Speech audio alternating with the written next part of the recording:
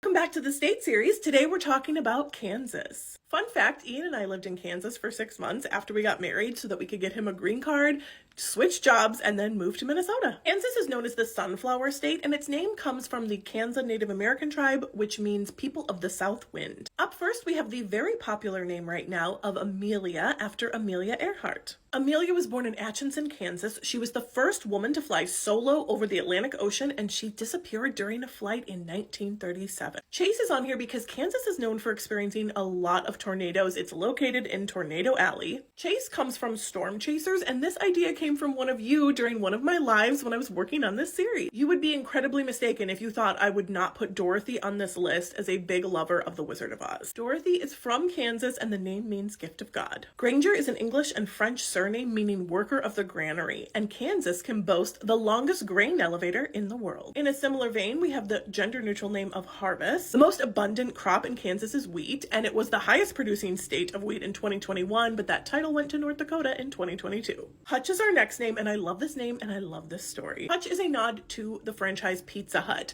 Pizza Hut was invented in Wichita, Kansas by two brothers, Dan and Frank Carney. They named it Pizza Hut because the sign they chose only had room for 8 letters. Jay is a really cute 3-letter name, great middle name. It's a nod to the fact that people from Kansas call themselves Jayhawks. Lawrence is a city in Kansas, and it is home to the University of Kansas, but it's also home to the Haskell Indian Nations University, where every single student has to be a member of a federally recognized tribe. My sister will be happy to see the next name on this list because she's a Melissa. Melissa is on the Kansas list for 2 reasons. Number 1, their state insect is a honeybee, and Melissa is Greek for honeybee. Secondly, Melissa Etheridge is a singer-songwriter and an LGBTQIA+ activist who was born in Leavenworth, Kansas. Finally, we have Sunny as a nod to the Sunflower State. You could spell it either way. It is an adorable name. I bet you guys don't realize how many times I do each take until I get it without any mess-ups. I read my notes, memorize it, and then I spit it all out back for you guys.